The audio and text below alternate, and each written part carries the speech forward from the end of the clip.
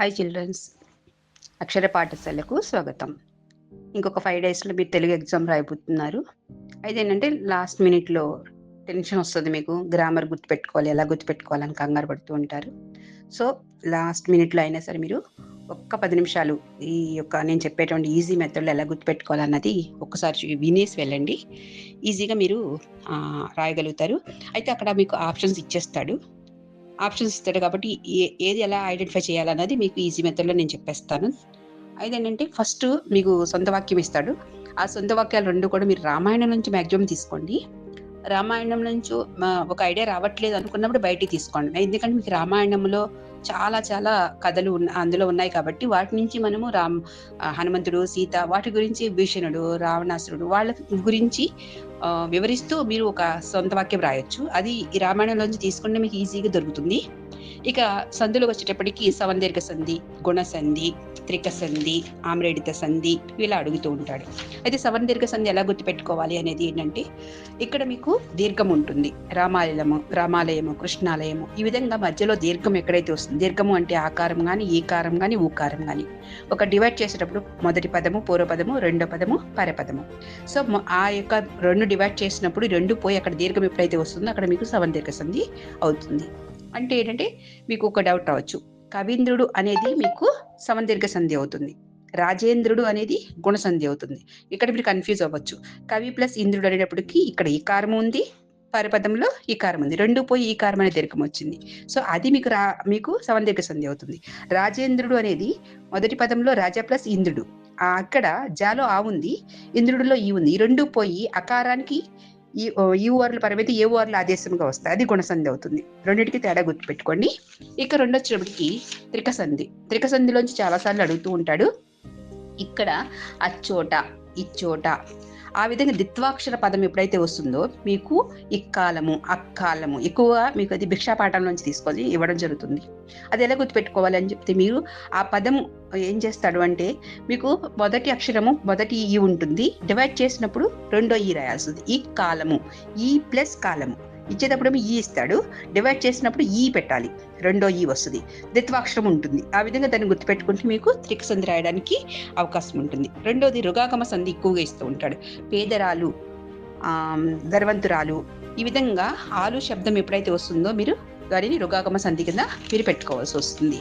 రెండవది ఆమ్రేడిత సంధి. ఆమ్రేడిత సంధి అనేటప్పుడు ఎలా అవుతుందంటే మీకు ఏ పదం అయితే పూర్వపదంలో వస్తుందో పరపదంలో కూడా అదే వస్తుంది. ఫర్ ఎగ్జాంపుల్ ఏమేమి, ఏమి ఏమి, ఈ విధంగా మీకు అది వస్తే కనుక అది ఆమ్రేడిత సంధి అవుతుంది.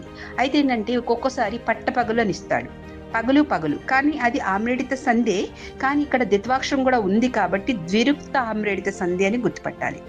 అయితే మీరు ఒక్కొక్కసారి ఏం చేస్తాడంటే ఆమ్రేడిత సంధి అని ఇస్తాడు, ద్విరుక్త ఆమ్రేడిత సంధి అని కూడా ఇస్తాడు. కన్ఫ్యూజ్ అవుతారు. మీరు కన్ఫ్యూజ్ అవ్వకుండడం కోసం మీరు ఏం చేయాలంటే అక్కడ ద్విత్వమ అక్షరం ఉంది కాబట్టి అక్కడ చిట్ట చివర, పట్టపగలు, కట్టకడ, ఆ విధంగా ఇచ్చినప్పుడు ద్విత్వ అక్షరం ఎప్పుడైతే వస్తుందో దాన్ని ద్విరుక్త ఆమ్రేడిత సంధి అని పెట్టండి.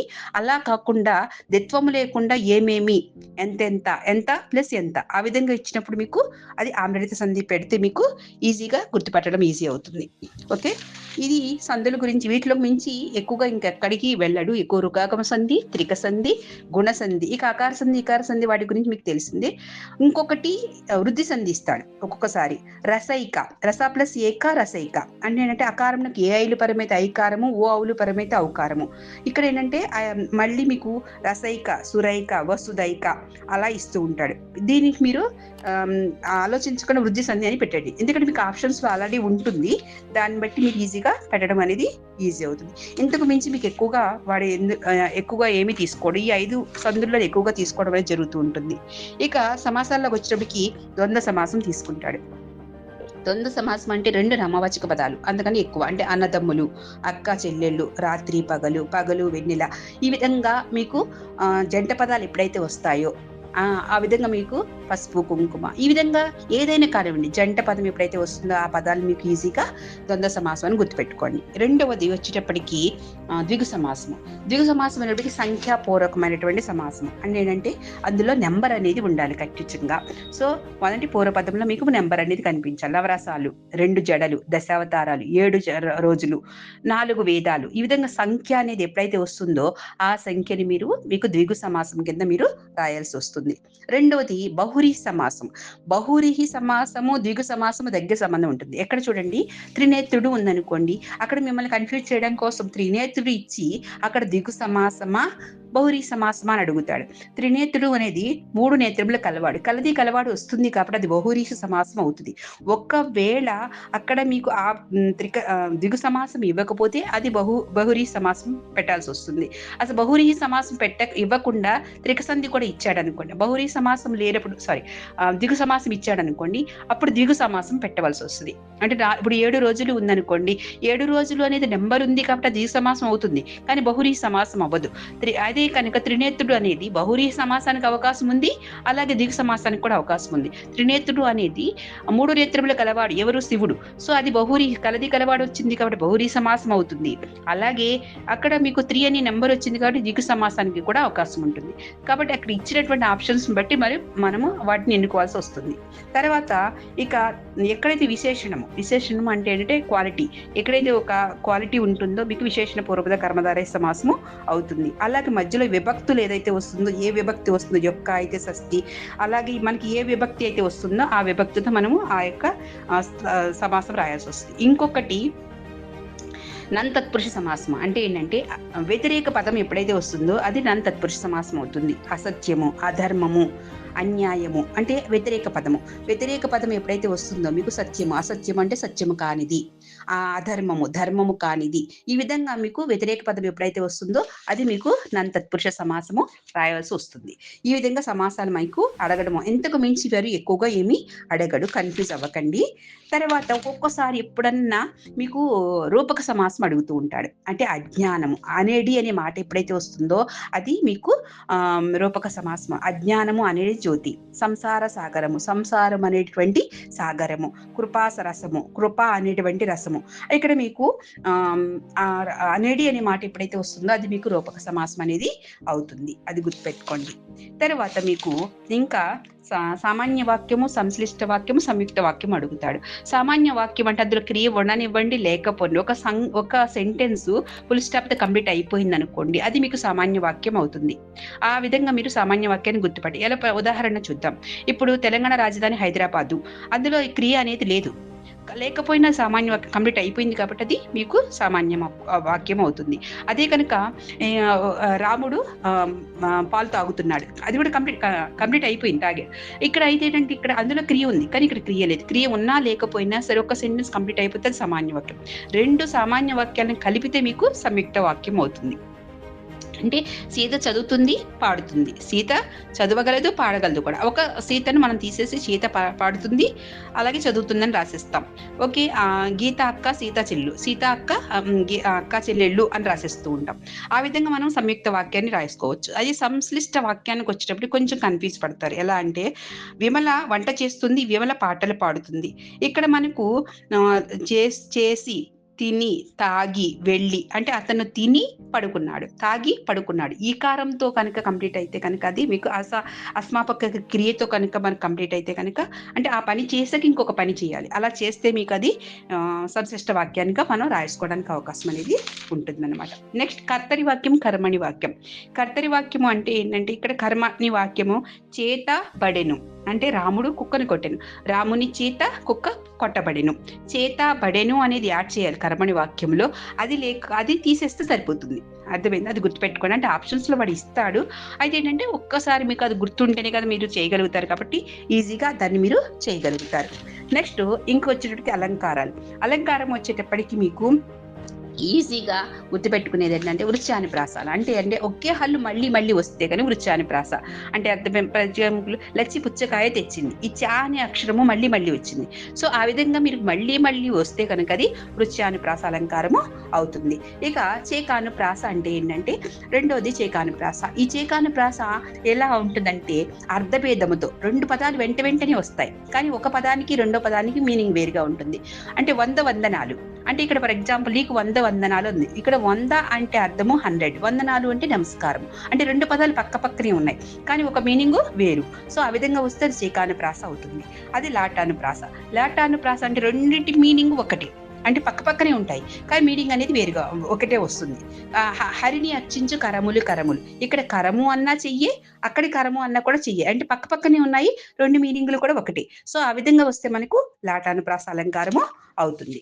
నెక్స్ట్ ఇక మీకు ఉపమా అలంకారం, ఒకదాన్ని ఇంకో దాంతో అందంగా పోల్చడాన్ని మీకు ఉపమా అలంకారం. రూపక అంటే ఎక్కువగా రూపక అలంకారం ఎక్కువ ఇస్తూ ఉంటాడు. ఎలా అంటే రెండింటికి భేదం లేదు అని చెప్పడం, అభేదము, ఒక్కొక్కసారి అభేదము లేని అలంకారం ఏదని అడుగుతూ ఉంటాడు. అభేదము అంటే రెండింటికి తేడా లేదు, రెండు ఒక్కటే అని చెప్పడాన్ని రూపక అలంకారము అవుతుంది. స్వభావోక్తి ఎలా అడుగుతాడంటే ఏదైనా ఒక విషయాన్ని ఉన్నదన్నట్టుగా చెప్పడాన్ని స్వభావోక్తి అలంకారం ఉంటుంది. నెమలి నాట్యం చేస్తుంది, నెమలి నాట్యం చేస్తున్నది కామనం, అందరికీ కూడా తెలిసిన విషయమే. అలాగే జింకలు బిత్తర చూపులు చూస్తూ గంతులు వేస్తూ ఉంటాయి, అది ఉన్నది ఉన్నట్టుగా చెప్తున్నాం, ఎక్కడ మనం కల్పించి చెప్పట్లేదు. సో ఉన్నది ఉన్నట్టు చెప్పేదాన్ని ఏమంటే స్వభావోక్తి అలంకారము అవుతుంది. అలాగే అతిశయోక్తి అంటే ఒక విషయాన్ని ఉన్నదానికంటే ఎక్కువ చేసి చెప్పడాన్ని అతిశయోక్తి. మా యొక్క పొలంలో బంగారం పండుతుంది, మా ఇల్లు ఆకాశాన్ని అంటుకుంటుంది, ఇది ఉన్నదాన్ని మనము ఆ విషయాన్ని ఏం చేస్తున్నాం, ఎక్కువ చేసి చెప్తున్నాం. అలా ఎక్కువ చేసి చెప్పడాన్ని ఏమవుతారంటే అతిశయోక్తి అలంకారము అవుతుందన్నమాట. అదేవిధంగా మీకు ఛందస్సులోకి వెళ్దాం. ఛందస్సులో మీకు ఏమడుగుతూ ఉంటాడంటే మ్యాక్సిమము మొదటి అక్షరాన్ని ఏమని పిలుస్తారు, లేదా రెండో అక్షరాన్ని ఏమని పిలుస్తారు. సో యతి అంటే అర్థము మొదటి అక్షరాన్ని మనము యతి అంటారు. ఒక పోయంలో మొదటి పద్యాల్లో మొదటి అక్షరాన్ని ఏమని పిలుస్తాం, యతి అని పిలుస్తాం.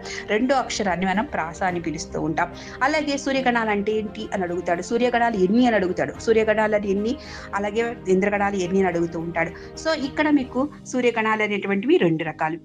అవి ఏంటి అంటే ఓకే గలము, ఒకటి హగణము. సో గలము అన్న హగణము అన్న కూడా ఒకటే, రెండవది నగణము. సో ఈ విధంగా మీకు సూర్యగణాలు ఎన్ని అడుగుతాడు. ఒక్కోసారి ఇంద్రగణాలు ఎన్ని అడుగుతాడు. ఇంద్రగణాలు అనేవి 6. అవి ఏమిటంటే నలము, నగము, సల్లము, భరత. ఈ అనేటువంటివి 6 కూడా ఇంద్రగణాలు అనేవి గుర్తుపెట్టుకోవాలి. ఇంకా అంతకుమించి ఎక్కువగా ఏమీ అడగడు. ఛందస్సు మామూలుగా ఒక సెంటెన్స్ ఇస్తాడు, అది ఎలా గుర్తుపెట్టుకోవాలి అనేది మనము యవాత రాజబానస వేసుకుని మనం వాటిని గుర్తుపెట్టుకుంటే కనుక వాటిని మనం ఛందస్సు గణాలను విభజించుకుంటే యమత రాజబానసాన్ని వేసుకుని మనం చేయగలిగితే మనము అది ఈజీగా ఏ గణం వస్తుందో దాని పేరు రాయాల్సి వస్తుంది. సో ఇంకొక విషయం ఏమి అడుగుతూ ఉంటాడంటే ఉత్పలమాలం ఎన్ని అక్షరాలు ఉంటాయి, అదేవిధంగా వాటిని ఈజీగా ఎలా గుర్తుపెట్టుకోవాలంటే 20, 21, 19, 20 అంటే ఏంటంటే 20 అనేది ఉత్పలమాల, 21 అనేది చంపకమాల, అలాగే మత్తేబము, అలాగే శార్దూలము. ఇక్కడ మీకు శార్దూలం వచ్చేటప్పటికి 19, మత్తేబం అనేది 20.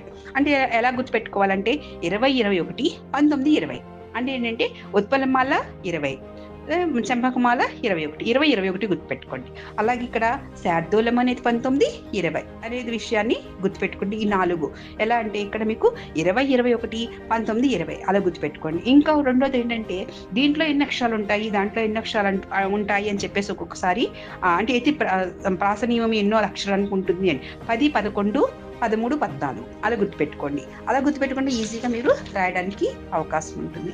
సో ఈ విధంగా మీరు కొన్ని విషయాలను వెళ్ళే ముందైనా సరే ఒకసారి మీరు గుర్తుపెట్టుకుంటే ఈజీగా రాయడం అనేది గుర్తొస్తుంది. సో ఇది మీకు ఉపయోగపడుతుందని అనుకుంటున్నాను. అవి ఒకసారి చూసుకోండి. మీరు లాస్ట్ మినిట్లో కూడా మీకు ఈ విధంగా మీరు చూసుకుంటే కనుక ఈజీగా రాయడానికి బిట్స్ అనేవి పోకుండా రాయడానికి ఈజీగా ఉంటుంది. Okay, thank you.